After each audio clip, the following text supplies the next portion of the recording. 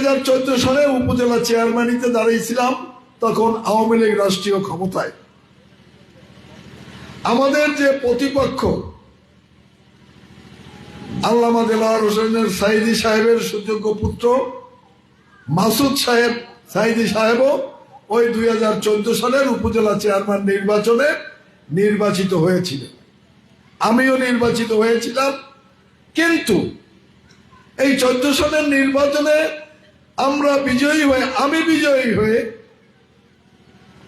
আমি আওয়ামী লীগের সাথে বা কারোর সাথে কোন রকম কম্প্রোমাইজ করলাম না। তার ফল হিসাবে আমাকে 3 বার উপজেলা চেয়ারম্যান থেকে আমাকে সাসপেনশন করা হয়েছে, একবার আমার চেয়ারম্যানশিপ ডিসমিস করা হয়েছে, নির্বাচন ডিক্লেয়ার হয়েছিল। আপনারা সেই নির্বাচনের কথাও সকলের মনে আছে। এবং আমার 2 বছরের মতো হাজত খাটা লেগেছে এবং প্রায় 20-25টি মামলা মাথায় নিয়ে আমার চলতে হয়েছে। এই মাসুদ সাইদি সাহেব উনিও তো উপজেলা চেয়ারম্যান ছিলেন, উনার বাবাও তো তখন জেলখানায় ছিলেন। উনার কথা কি আপনারা শুনেছেন যে ওই চেয়ারম্যানের 5 বছরে বা তারপরে উনি কোনোদিন জেলখানায় গিয়েছেন? শোনেননি।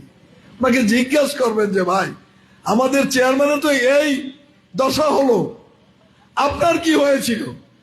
তখন উনি, আমার মনে হয় কিছু বলার মতো নাই। তার কারণ উনি আওয়ামী লীগের সাথে এবং আনোয়ার হোসেন মঞ্জু সাহেবের সাথে সম্পর্ক রেখে উনি 5 বছর খুব আরামে আয়েসেই উপজেলা চেয়ারম্যানগিরি করেছেন। তার মানে উনি প্রতিপক্ষের সাথে নেগোসিয়েশন করে, কম্প্রোমাইজ করে উনি ওনার চেয়ারম্যানশিপ উনি চালিয়েছেন। তাহলে এখন জামাত ইসলামের কাছে আমার একটি প্রশ্ন, ওনাদের কেউ বক্তৃতা আপনারা শুনেছেন? এই জামাত ইসলাম যারা করেন, এই যে বিভিন্ন জায়গায় যে মিটিং টিটিং করে, কোন বক্তৃতা আপনারা শুনেছেন? যে কি বক্তৃতা দেয় ওনরা? আমি কিন্তু শুনেছি। মাসুদ সাহেবের সাথে কথা শুনেছি, শামীম সাইদি সাহেবের কথা শুনেছি, আরো 2-1 জামাত ইসলামের বক্তার কথা শুনেছি। তারা বক্তৃতায় বলে তারা কোনো কারোর কাছ থেকে চাঁদা নেয়নি, কোনো অন্যায় অপরাধের কাজের সাথে তারা সম্পর্ক নয়, তারা কোনোদিন গাঁজামদ খায় নাই, কোন সমাজের অপরাধমূলক কর্মকাণ্ড তারা করে নাই। এ কারণে তারা খুব ভালো লোক, এ কারণে তারা আপনাদের কাছে ভোট চায়, তারা ছাত্রা মুসলমান এই হিসেবে তারা ভোট চায়। আমি তাদের এই কথাগুলো শুনি আর মনে মনে হাসি যে বাবারে, এই কাজ যে করে তার প্রতিরোধ করাই তো মূল কাজ। যে চাঁদাবাজি করবে সে জানি চাঁদাবাজি করতে না পারে, যে মানুষের উপর নির্যাতন করবে সেই নির্যাতন জানি না করতে পারে, যে মানুষকে ঠকাবে সে জানি ঠকাইতে না পারে। তার এই সমস্ত মজলুম মানুষের কাছে দাঁড়ানোই তো মুসলমানের প্রধান কর্তব্য এবং আমরা যারা রাজনীতি করি তাদের প্রধান কর্তব্য। আপনারা বিভিন্ন এলাকার গ্রামের এখানে অনেক মুরব্বী মানুষ আছেন, অনেক সালিশদার আছেন, তারা সালিশি ব্যবস্থা করেন, কিন্তু জামাতের কোনো লোক, আপনার পরিচিত কোনো লোক কি সেই সালিশি ব্যবস্থায় উপস্থিত থাকে? তারা সেই মানুষের পক্ষে, নিরীহ মানুষের পক্ষে কথা বলে না, তারা কোনো কাজ করে না। এ কারণে তারা ভালো মানুষ।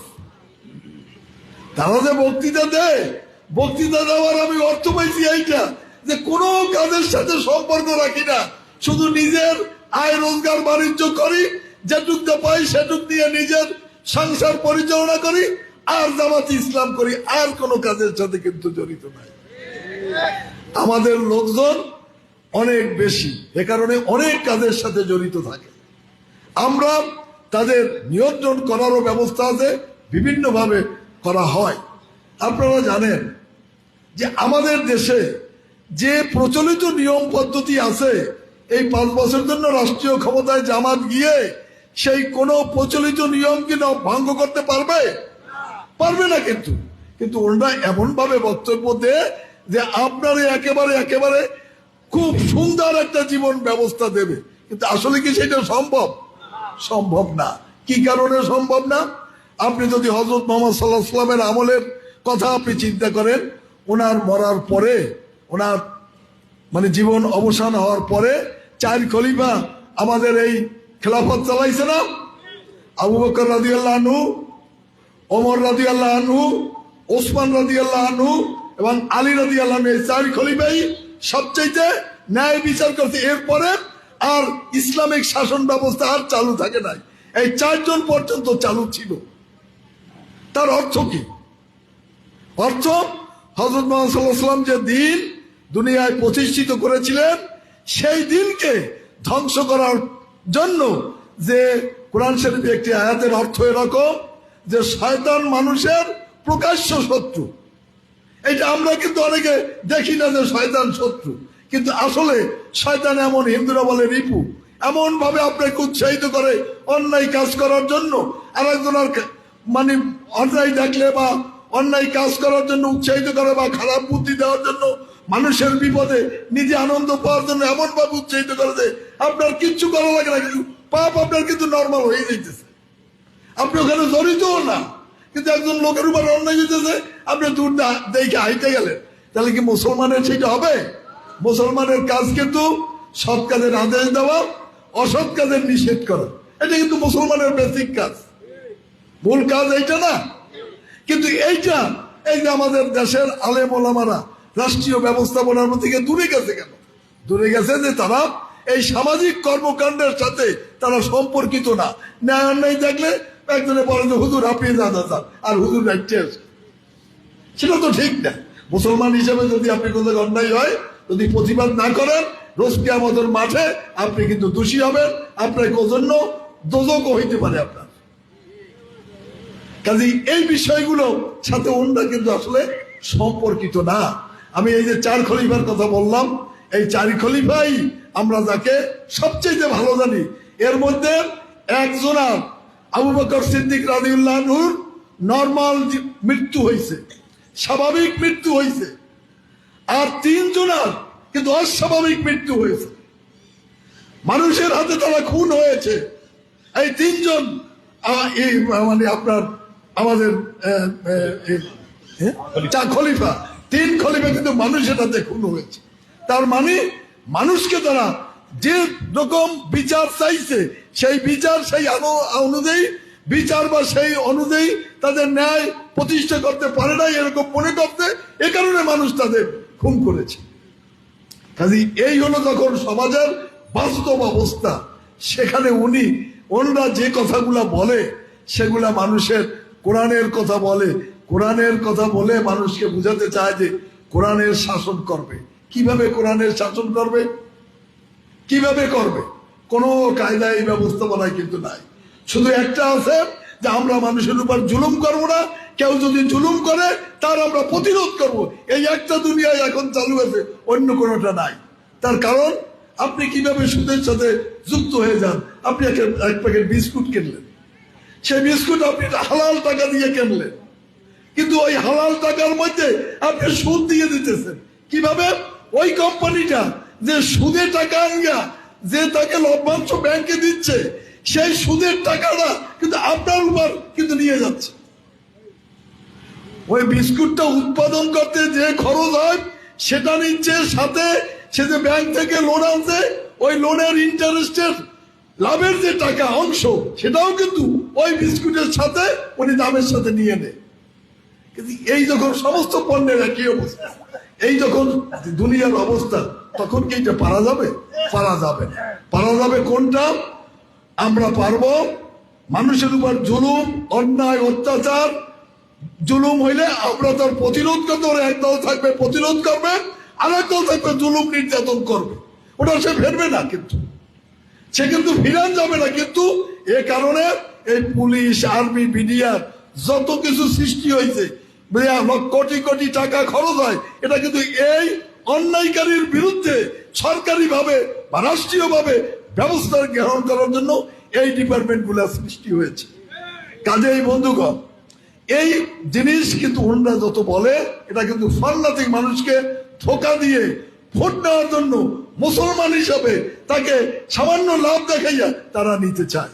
আসলে কিন্তু এটা সম্ভব না। এরপরে আপনার 4 খলিফার পরে আর ইসলামী বিধান পৃথিবীর কোথাও চালু করতে পারে নাই, এখন পর্যন্ত নাই। কিন্তু এর কারণ কিন্তু ওইটা, যে কারণ শয়তান এমন ভাবে মানুষকে দাগা দেয় যে সেই দাগার কারণে সে অন্যায় করে, এবং যদি সে অন্যায় না করে মানুষ যদি ফেরেশতার মতো হয়ে যায়, তাহলে শেষ বিচার বলতে আল্লাহর কাছে কিছু থাকবে? এই দুনিয়ায় শেষ বিচার বলতে কিছু থাকবে? আল্লাহর কাছে কিন্তু শেষ বিচার থাকবে না। তাহলে আল্লাহর কোরআন শরীফে যত আয়াত আছে তার মধ্যে সবচেয়ে বেশি আয়াত আছে শেষ বিচার করবে এই কথা না, এটা বিশ্বাস রাখো, এবং শেষ বিচার হবে, এবং বিচারের জন্য দাড়ি পাল্লা রাখছে যাবে, মাপা হবে যে তোমার ন্যায়ের পাল্লা যদি জাররা পরিমাণ বেশি হয় তাহলে তুমি বেহেশতে যাবা, যদি সামান্য যদি জাররা পরিমাণ যদি বদের হার বেশি হয় তাহলে তুমি দোজখে যাবা। তার মানে ন্যায় অন্যায় চলবে, তার মধ্যে দিয়া যার বেশি জাররা পরিমাণ হবে সে বেহেশতে যাবে। এই তো মূল বিষয় তো এই। কাজে এই বিষয়গুলো আমরা ওইভাবে বুঝিয়ে নানান ভাবে বিশৃঙ্খলার সৃষ্টি করে এখন আমাদের প্রতিপক্ষ যারা রাজনীতির মাঠে থাকার কথা তারা তো নাই, এখন ওনরা এই ইসলামের কথা বলে এগুলো আনছে, এবং আমাদের মুসলমান হিসেবে ওনরা গণ্যই করতে চায় না যে ওনরা একলার এই মুসলমান, আমরা মুসলমান না। কিন্তু সমাজের যত ন্যায় অন্যায় অবিচার, সৎ কাজের আদেশ অসৎ কাজের নিষেধ, এই কিন্তু আমরা যারা একেবারে বড় আলেম ওলামা না তারাই কিন্তু সমাজে এই কাজগুলোর দায়িত্ব পালন করতেছে। আর আমি আর একটা কথা বলবো আপনাদের, যে বিএনপি কেমন দল সেইটা বোঝানোর জন্য আমি বলবো, এবং দেশনায়ক তারেক রহমান কেমন শাসক সেটার জন্য আমি বলবো যে আপনারা জানেন 2001 থেকে 96 পর্যন্ত বিএনপি রাষ্ট্রীয় ক্ষমতা থাকার পরে একটা ক্লিন হার্ট অপারেশন করছিল, মনে আছে? তারেক সাহেবের নেতৃত্বে, বিএনপির নেতৃত্বে হয়েছিল না?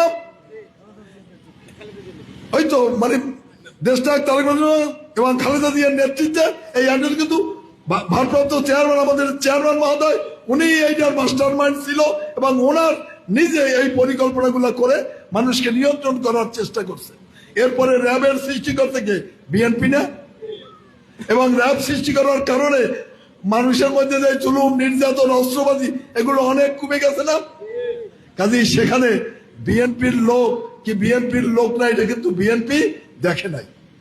আমাদের দল অনেক বড় দল, এ কারণে ভালো মানুষও আমাদের দলে আছে, খারাপ মানুষও আমাদের দলে আছে। কারণ এই যে শয়তানের রিপু, এই রিপু তো কাজ তো তার শয়তান চালাইয়াই যাইতেছে, এটা তো সে বন্ধ দেয় না কখনো। এই জন্য খারাপ কাজ করলে তার বিচারের ব্যবস্থা করতে হবে। আমরা যারা এখানে উপস্থিত আছি, এখানে যারা বিভিন্ন এলাকায় সালিশি ব্যবস্থা করি, ন্যায় অন্যায় প্রতিরোধ করি, প্রতিবাদ করি, সেই লোকগুলো আমরা এখানে বসা আছি না? কাজে আমরা তো সেই আমরা যদি সবাই অন্যায়কারী হইতাম তাহলে কি এই দুনিয়া চলতো না? কিন্তু আমরা অনেক লোক আছি ন্যায়ের পক্ষে, এ কারণেই তো দুনিয়া চলে। আপনারা দেখেন এই যে 5 তারিখের পরে দেশে যে বিশৃঙ্খলার সৃষ্টি হলো, কোন পুলিশ প্রশাসন কেউ ছিল না। আমরা যারা বিএনপির লোক 5 তারিখের পরে দেশনায়ক তারেক রহমান লন্ডন বসে যে ভাষণ দিয়েছে যে কোন রকম কোন মানুষের সামান্যতম সম্পদেরও আঘাত করা যাবে না, ক্ষতি করা যাবে না, যদি কেউ করে তাহলে বিএনপির লোকজন যারা আছে গ্রামে গঞ্জে ছড়িয়ে পড়ো, মানুষের সম্পদ মানুষের সম্মান তোমরা রক্ষা করো।